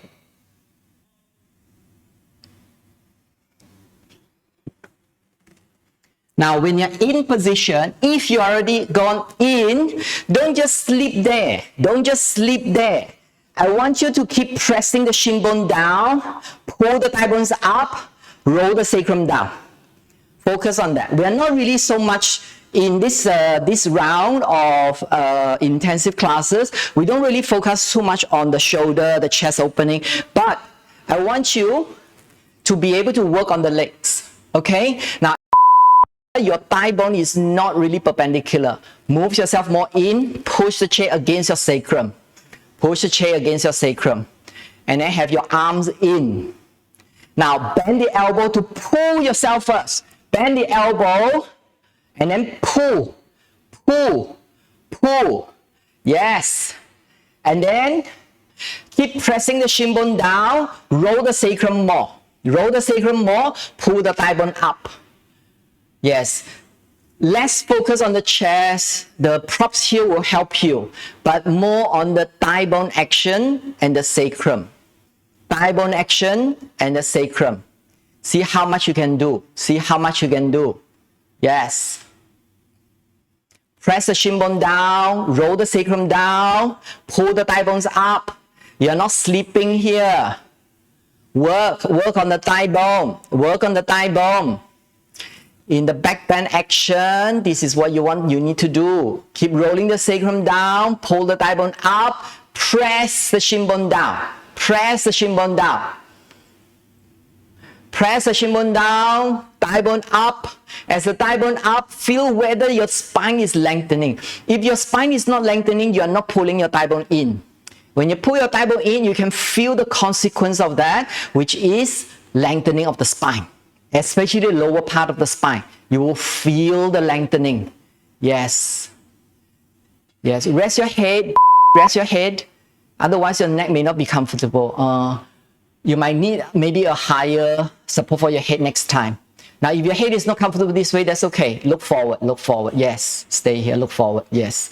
Otherwise, next time, you probably need more on the back rest so you have a bit more support. Okay, slowly come up. Slowly release from the pose.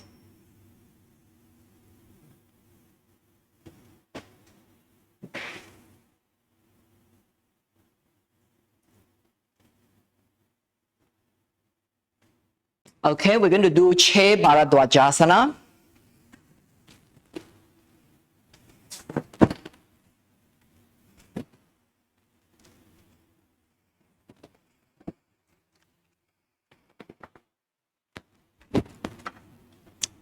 Now, we're going to use the chair and then we're going to do seated twist. Okay, in a seated twist, some of us may not be able to reach all the way back. So I'm going to now teach you how to use the belt to bind a loop. Okay. Now, depending on how far you are away from there, so you may need a bigger loop, smaller loop. Slowly you will find out. But now, just a medium-sized loop. Medium-sized loop. What we do is you have the loop like this, and then you go take that one in. Okay, and then you tighten. One more time. I know this one can be quite confusing for some people. So watch.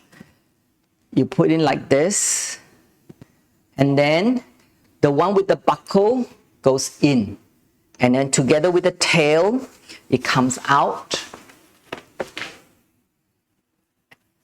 And then just like this, and then you go into the corner. go into the corner. We start turning to the right, so you place it on your left corner for now. Left corner. Okay? Now let's do together. Let's do together so that you're not confused. Let's do together. Have a medium-sized loop. Medium size to start off with. Later you will find out how much you need, if you need. Then the big loop onto the corner. Then the one with the buckle goes in together with the tail. It comes out. And then you tighten. And then you tighten. And then this one is quite fixed. It's actually quite secure. After you have tightened, let me see if everyone has tightened. The buckle, now you reduce the size until all the way. Then you have a very small loop. Okay?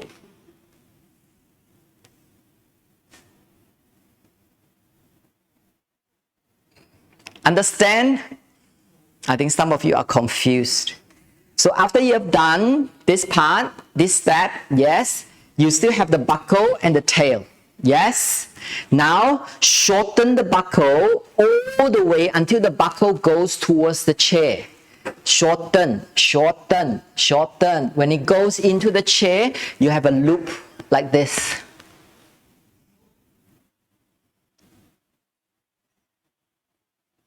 Understand? Okay. Now, take one block. Well, if you're very small size, you might need 2 blocks. You go inside. Go inside. Now sit on your right and then place a block here so it blocks your pelvis. It blocks your pelvis.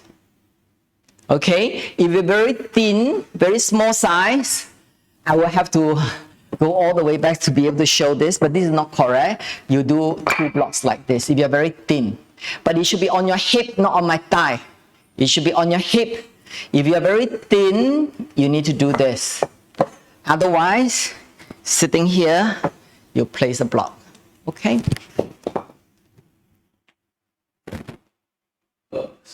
So we have the loop on the left side, and then point the loop to the back in case I need to hold the loop. This way. Okay? Now, the use of the block is to block your hip. So when you pull the thigh bones in, lengthen here, your hip can more or less maintain. Now, if your legs are dangling, if you're very short, you should put blocks underneath your feet.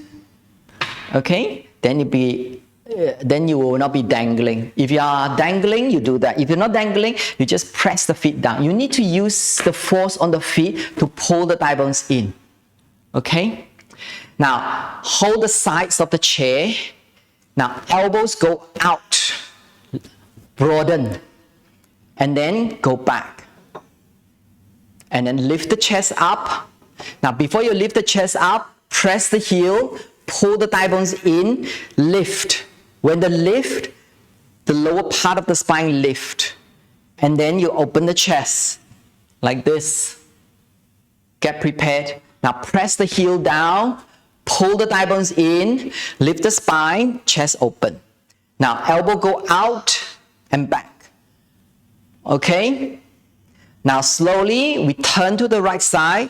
Left hand go to the corner of the chair. Right hand go to the back seat. Like this. Now feel the 2 legs. Now the left thigh need to go in more. Left thigh go in more. Press the heel stronger. Pull the thigh bone in. And then now lift the spine. Turn towards your right. Turn towards her. Now hand on the seat of the chair. Yes. Good. Now keep the thigh bone in. Especially the left one. Keep the thigh bone in. If the thigh bone in, the spine lift. Then lift more and then turn more to the corner. As you turn more to the corner, if you can, if your arm is long enough, bend the elbow and then pull the elbow diagonally outwards.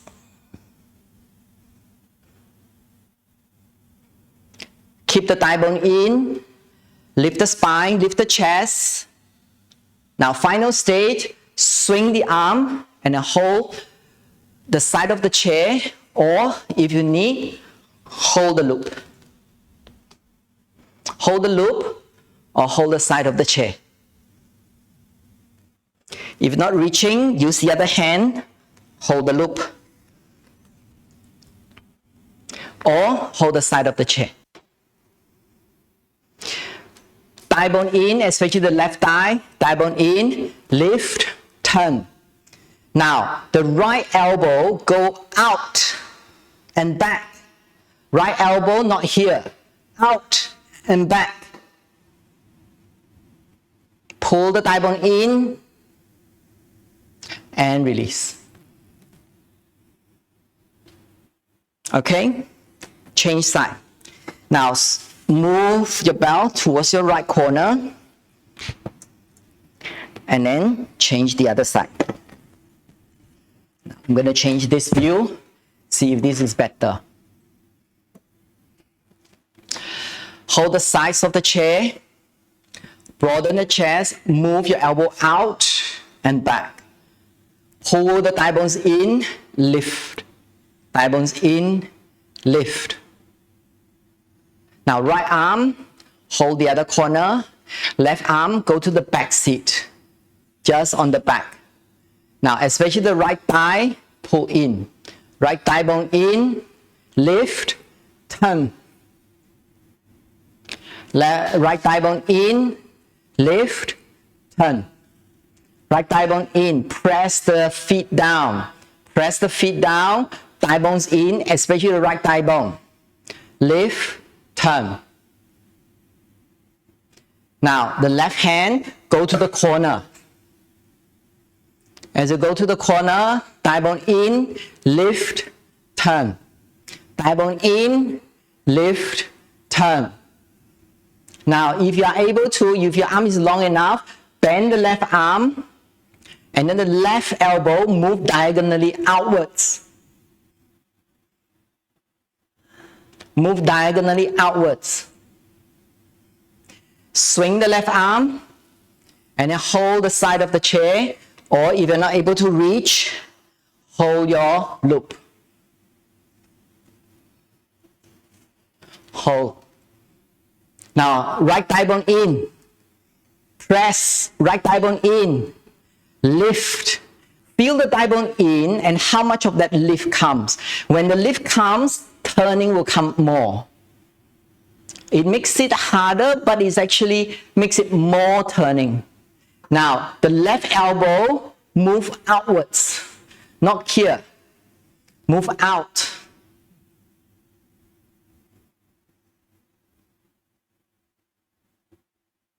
Okay, release. Okay, come out. Chairbadrajasana.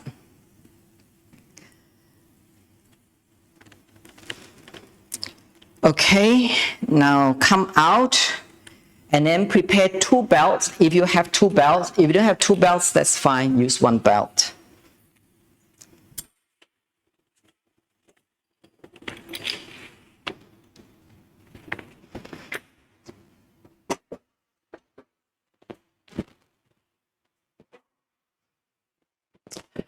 And then sit down. We're going to do Upavishta Konasana. And then all of you are regular practitioners. You should know how much support you need. Even if you're very flexible, have a very thin layer. Have very, very thin layer. Okay? And then you will need a chair beside you. And then a bolster beside you, just for easy access. Just for easy access. Then we have 2 belts if you have. If you don't have, 1 belt is fine. We are sitting on a blanket, a very thin one, or just as much support as you need. You should have a chair somewhere that you can access. You should have 2 belts. and then a bolster that you can access. Now, we're going to do Upavishta Konasana. Open out, maybe about between 90 degrees and 120 degrees.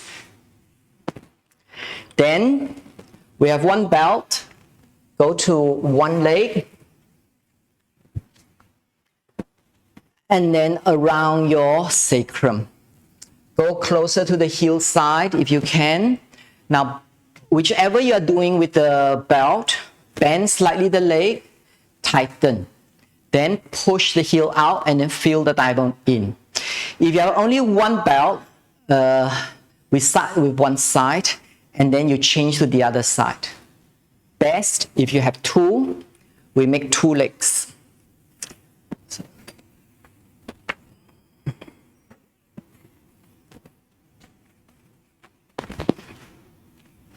Okay, same thing. You have your legs slightly bent, then you tighten. Then you straighten the leg. Go closer to the heel side. Now, if you don't feel this is tight enough, bend, pull, and then straighten. Now you need to feel evenness on both sides if you can. You need to feel thigh bone in and then the chest lift quite easily.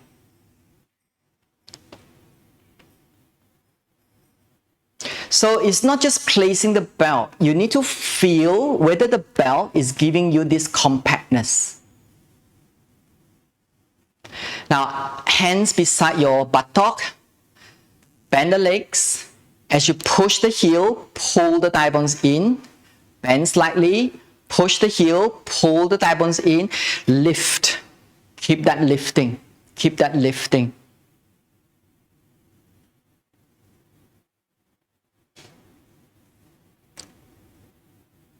Once again, bend the legs, push the heel, pull the thigh bones in.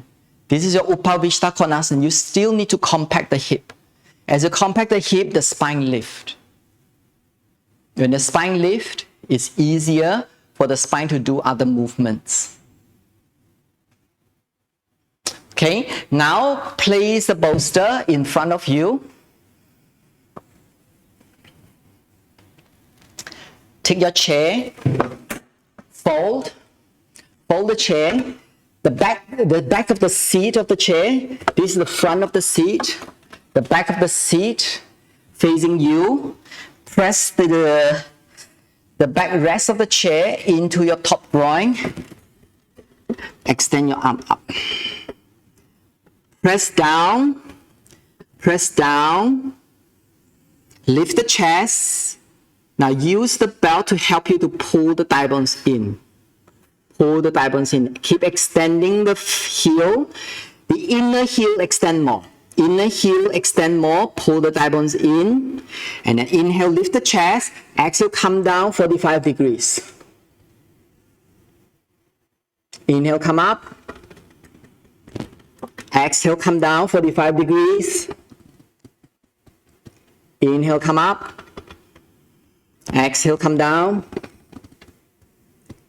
Now, this time, you go down as much as you can take. Maybe you can rest the chair onto the bolster. Lift, extend. Go forward, go forward. Now, it's not about forward bend. This is not a forward bend intensive class. It's about how we use our sacrum, how we use our hip, how we use the thigh bone in, how we extend the spine.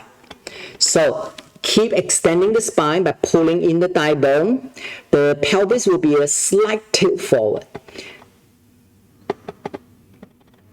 Feel that. Inhale, come up. Those of you who find this too easy, remove your bolster, lift, and then go all the way down.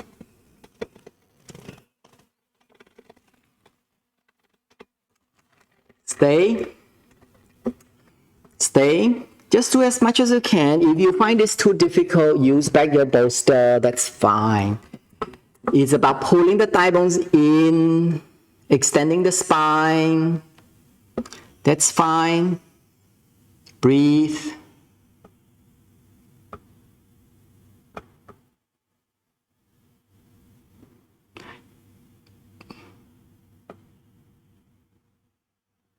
Inhale, come up. Now, those of you who have only one belt, change leg. Change leg. If you have only one belt, change leg. Let me see. I think everyone has 2 belts. Okay, everyone has 2 belts. We just do one more time to your maximum capacity, whichever that is. It doesn't matter how much you can go forward. It doesn't matter.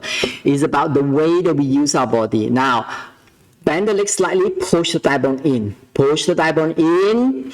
Now press the seat down as you lift the chest up. And then exhale, lean forward slowly as you keep moving the thigh bone in as you lean forward. Keep the thigh bone in and lean forward. And then you can go to wherever your maximum takes you.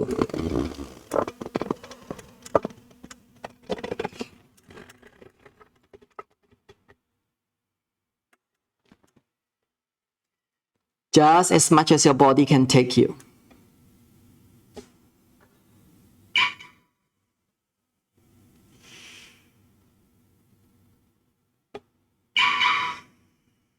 Slowly inhale, come up. Now place the chair slightly aside for now. If you have only one belt, now the belt should be on the right leg. The belt should be on the right leg if only one belt. If you have 2 belts, stay.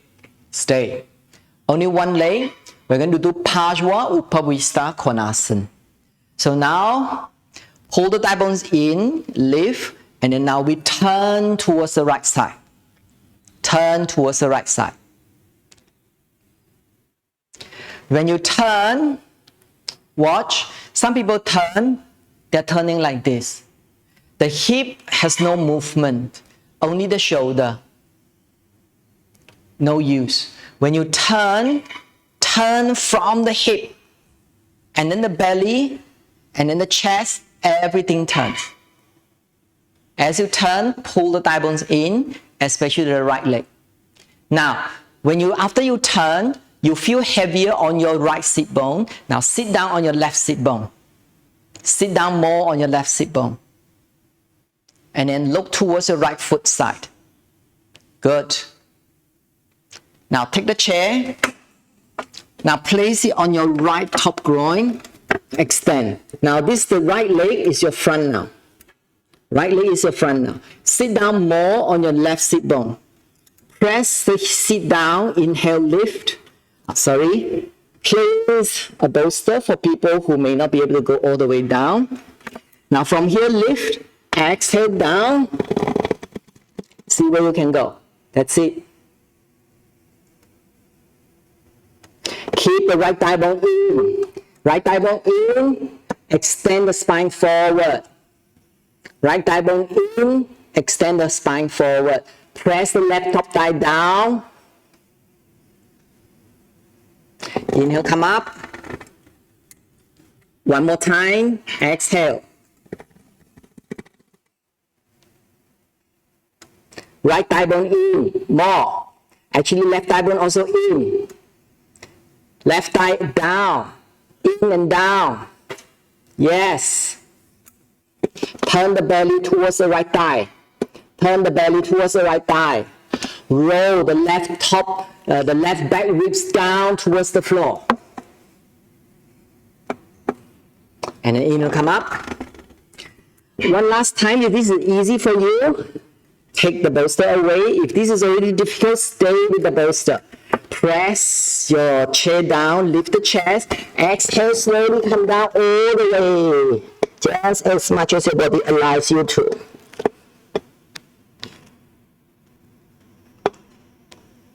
Pull the thigh bone in.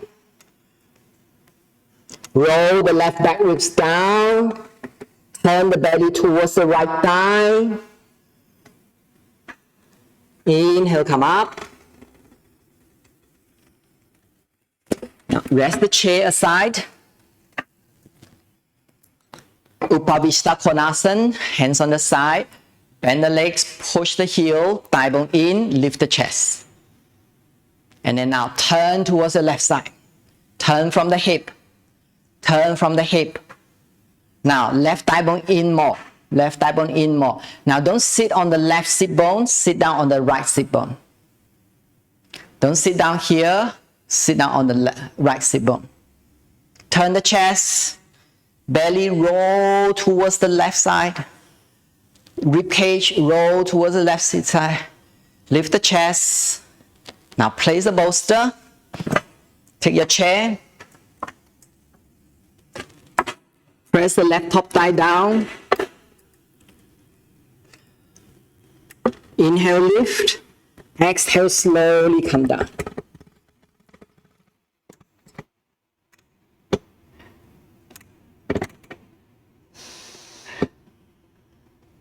Now the right leg, keep pushing the inner leg, inner heel, and then press the right thigh down.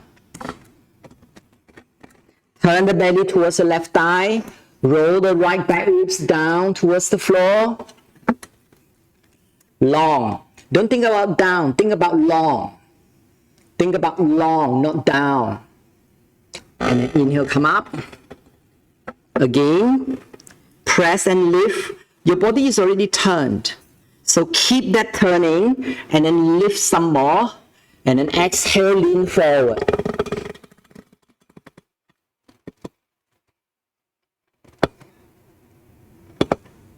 Now push the right inner heel more. And then push the right thigh down. Right thigh more down. Turn the right back ribs down towards the floor. Inhale up. One last time. If you can do more, take the bolster away. If you can't, stay with the bolster. Press the chair down, lift the spine up. Exhale, slowly go down, just wherever your body takes you. Just wherever the body can take you. And then stay there for a while. Stay there for a while.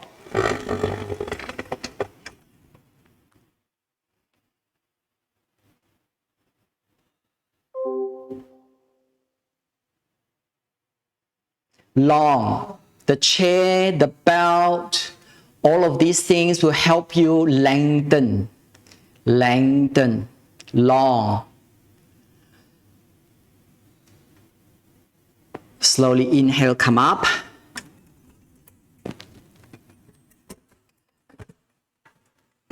Place your chair in front of you with the bolster in front of you. Lengthen the spine up. And then lean slightly forward and then hold the top of the chair. Now press the elbow down and then lift the front chest up. This is actually quite mild. Just stay here for a while and then imprint the lengthening of the spine. You don't need to lean forward so much, just slightly. Keep extending, imprinting. Breathe.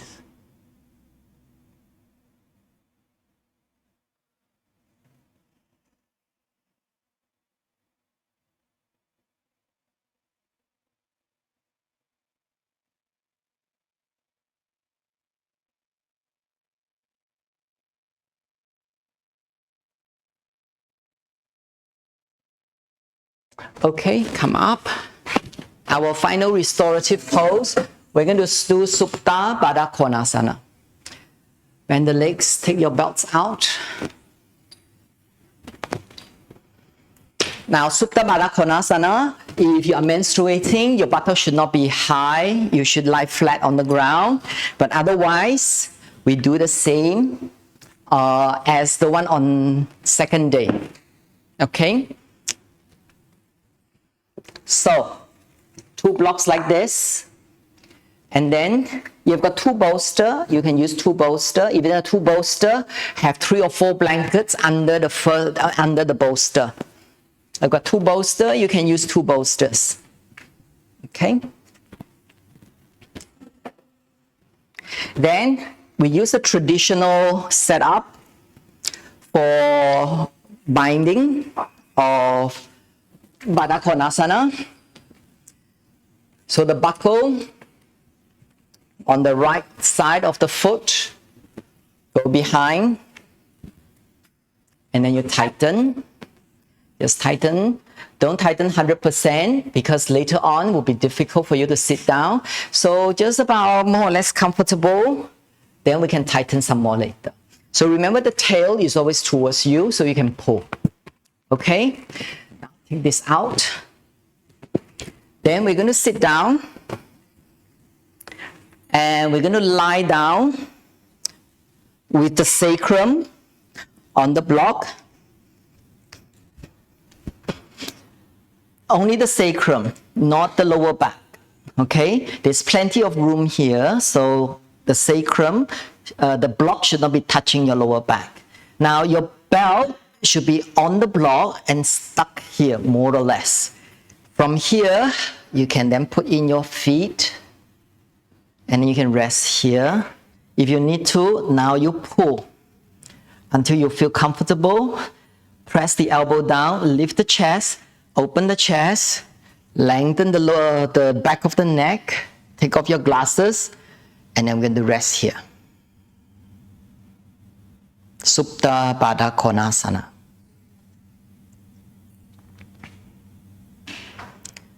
Now, if you are still not feeling nice on your lower back, hold the sides of the mat, pull it towards your heel side, and lengthen the lower back.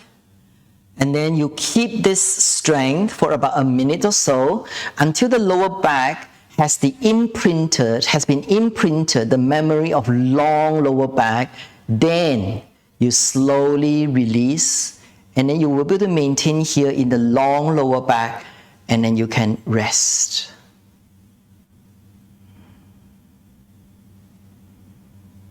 Now everyone go into this position if you are not already in. If your lower back is still not long enough, it's still uncomfortable or less comfortable, pull your mat, stay. Pull your mat, and then keep the sacrum having the friction onto the block, and then make the lower back long. It doesn't have to be very, very strong force, quite mild, just enough to lengthen a little bit more, and it will release the tension on your lower back until this lower back has been imprinted that memory. We very, very gradually release the strength on our arms, and then open your arms, and then just rest here. Stay here for 5 minutes.